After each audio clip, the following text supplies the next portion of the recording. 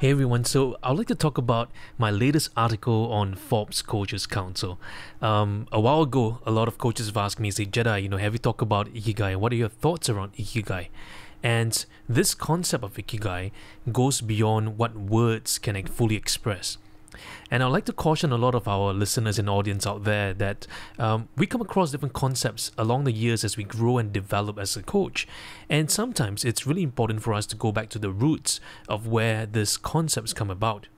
Too often, many coaches chase after new techniques, new ideas, new concepts, and they want to very quickly integrate those into their coaching process without first spending time and inundating themselves, launching themselves in to really fully explore what the world really is in the places like, for example, Ikigai and Wabi-Sabi, and all the different terms that are out there in the marketplace. But I love one of the most interesting things of coaching. It's that it's a never-ending journey. It's a place where we continue to grow. It's a place that we continue to thrive in. So it's something really exciting. So if you've not read my latest article, I would encourage you to go read it. It's really exciting. So I'm going to talk a little bit more about that in today's video, and you just hear me share a little bit more about my thoughts and my ideas of what Ikigai really is for team coaching. Now, I'm going to probably create a series of videos that will really help you to go deeper in each one of them. So I titled this, How the Transformative Potential of Ikigai Influences Team Coaching. How the transformative potential of Ikigai influences team coaching. So if you're new to our channel, do consider hitting the subscribe button, give us a thumbs up, share this with your friends, and let us know what you'd like to hear more of. At Coaching Genius Lives, we are Asia's leading coaching firm specializing in team leadership development, coach training, coach supervision, coach mentoring. Really exciting. So let's take a look at this. An organization's greatest asset are its people. But how many organizations truly believe that and demonstrate that through their policies, processes, and resources?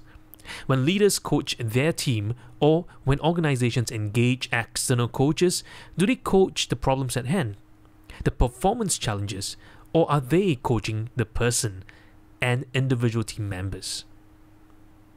Teams are organic and they are the life force of an organization, but the performance output of an organization directly equates to the level of trust within the team.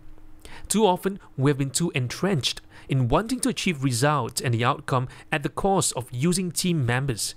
We never quite ask about the intentions for these important outcomes and how they align to the overall strategic outlook for the organization. Team members then become more doers than beers.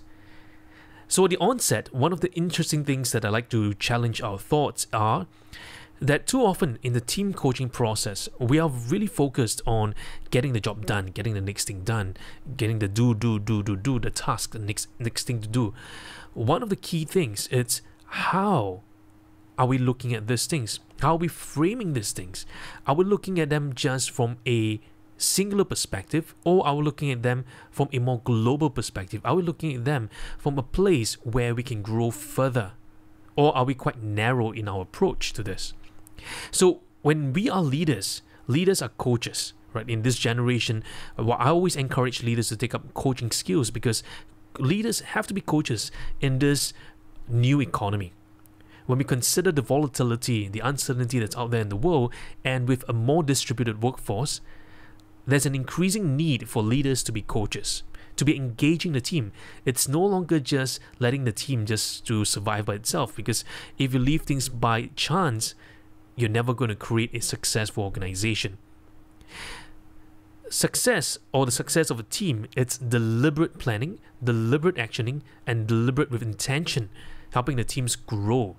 And if teams grow well, now, that produces the outcome that we're looking for, which is performance, which is innovation, which is sense of greater achievement as a team. So when we look at this, what do team coaches do? Well, for one, team coaches often look for ways to help teams thrive, grow, and become more resilient. We might approach it from a quantitative model to measure output and replicability. We might approach the team forming from an evaluation of personality types and individual performance, and then use research to put together a performing team. Yet, some might approach teams with a more artistry, based on gut feel, a level of trust, and emotional engagement. Team coaches unravel the team's potential in order to help them achieve greater synergy, clarity, progress, and exponential growth. The science of team coaching, it's the objective experience where processes and measures can be evaluated and replicated. The art of the team coaching, it's the subjective experience of conversations, trust, emotions, culture, and intuitive communication that happens verbally and non-verbally. Every conversation carries more than just what is said. It carries how it's said, what it's not said, and words beyond words. With such complexity, it's no wonder that teams and leaders struggle to find synergy and resolve conflict. And if this synergy becomes rushed, it's like the premature hatching of an egg. The outcome is weak. So when we consider this, the complexity of team coaching, it's on a whole nother scale. Individual coaching, we just focus on that one person. But with teams, now we got to be mindful of how there's an interplay of different personalities, different dynamics, and even the carry-on effect of engaging with each individual on the team. Team coaching goes beyond that. In fact, in our program called Team Leadership Coaching Certification Program, we help equip coaches with the knowledge of the skills and competence of what it takes to become successful as team coaches.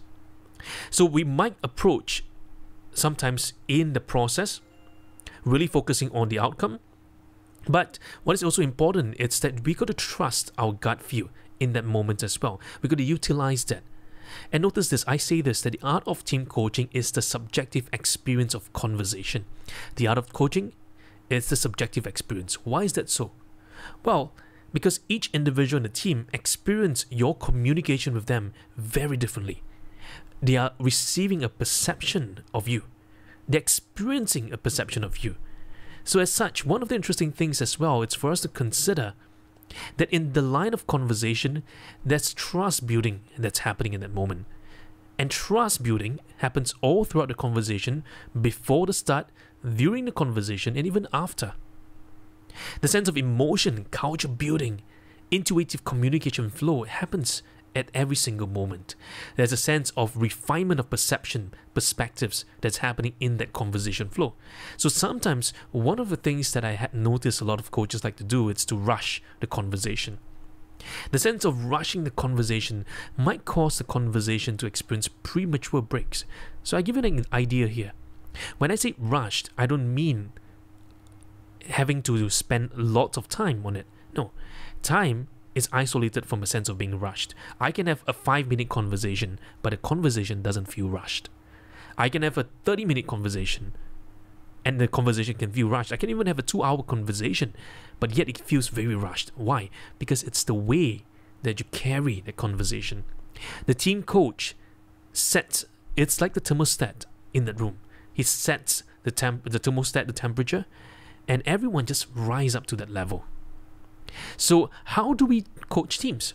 Well, the ideal team coach approaches their task with a principle-based approach of learning, reflecting, and progressing.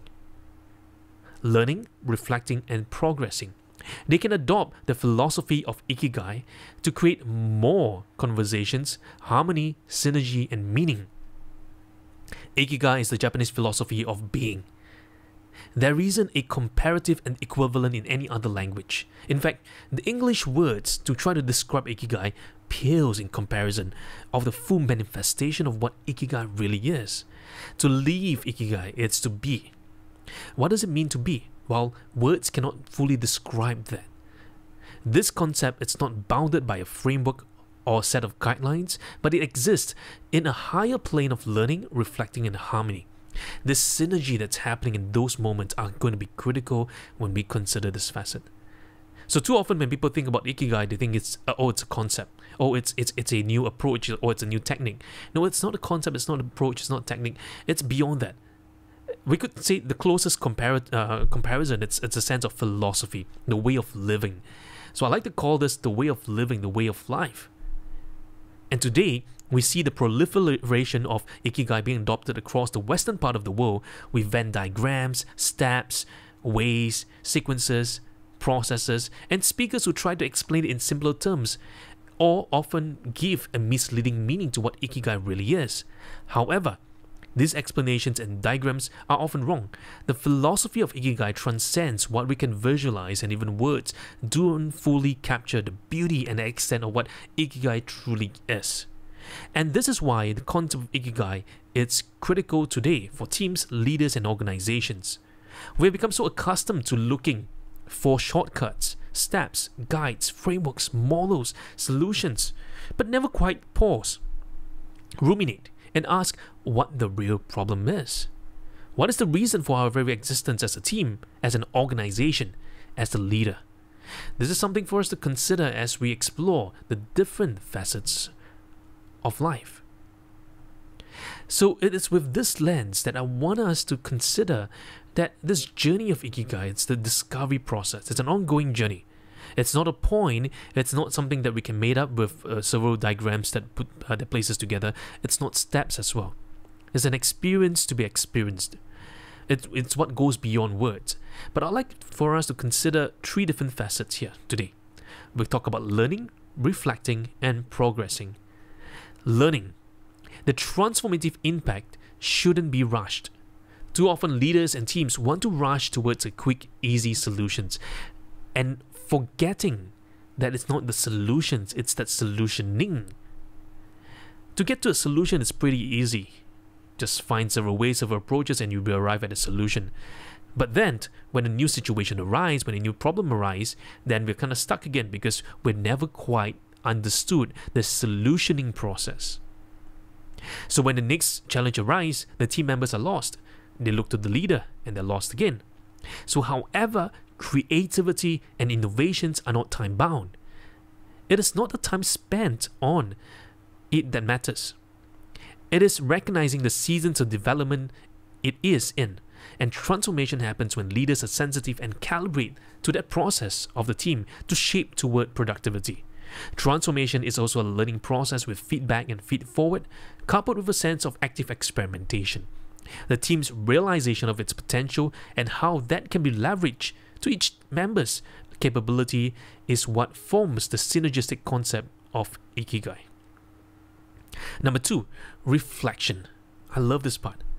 Too often we don't really reflect on what we do. And reflection is who we see, it's more important than what we see. Who we see, it's more important than what we see. Our senses sometimes do not fully reveal the full truth of a situation.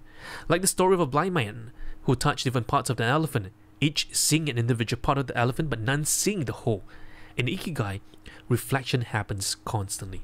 We think, we pause, we ruminate, and let the thought just linger. And the fruit of reflection produces new levels of awareness, clarity, connection. And the 2 big questions are often asked teams and leaders are, what is your attention on? And what are you attending to? These 2 biggest questions, I want you to pause right now and think about this. What is your attention on and what are you attending to today? What is your attention on and what are you attending to today? So, the progressing, which is the next part, it's very important. It's about the sense of stepping forward rather than feeling a sense of stagnation. And often team members and leaders want absolute clarity about a situation or direction before moving on or moving forward. But the reality of things are this, that it's only going to become clearer as we move forward in those situations and directions. Think about this. If you're driving in the thick fog, you can't see anywhere further than from a length of your hand, right? And the only way to go forward, the only way to get clarity is just to take baby steps. 1 step at a time. You can see a small step at a time. So with each step, newer levels of clarity emerge. If we stay at one spot, we're just stuck. All we see is the current vantage point, not our future possibilities. How much clarity do we need before we start moving? So as we apply the Ikigai concept and the philosophy, we ask ourselves, are we ready to take on what's ahead? Are we ready to move forward? Are we ready to just experience life as it is? Are we ready to be who we are in the process? The philosophy of Ikigai is an ongoing sense of being, a sense of meaning. The sense of learning, reflecting, progressing, approaching where we look at life through the many lenses, creating shared experiences, actively move and tap into what's around us, the stories, nature, and harmonics of lives, whether crises or opportunities, whether good or bad, happiness, sadness, there's always things that are happening. Whatever life gives, we accept with a sense of gratefulness, thankfulness, and move forward to greater synergy and harmony. The beauty of Ikigai is this. It's not about just thinking about positiveness all the time. It's that whatever life gives us in that moment, in that season, we take it with a good spirit, we take it with a good heart, and move forward. We are grateful, we are thankful, we learn, we reflect, we progress. We learn, we reflect, we progress. And that's going to be key. I want you to share with me in the comment section below what is becoming clearer for you and how you would take the steps moving ahead in the journey of discovering your Ikigai. Ikigai will be a life experience, a lifelong journey. A journey of learnings, a journey of new discoveries, a journey of seeing things fresh once again. Perhaps you may have attended lots of communication classes, but what if you can have a fresh start once again? What if you can see life in a whole new manner? What if you can create that stories, that learnings, and just see from a different lens, a different vantage point? And what if that the very things you're experiencing now, we may not like it, we may not love it, we may feel that crisis all around us. But what if this crisis is a place, a platform for us to learn? What if it's just there to strengthen us? So how we see the world, it's more important than just trying to change the world. Do we try to change the world outside of us, or do we try to change the world inside of us? What is your attention on? What are you attending to today? If you like this episode, do give us a thumbs up, hit the subscribe button, and I'll see you in our next video.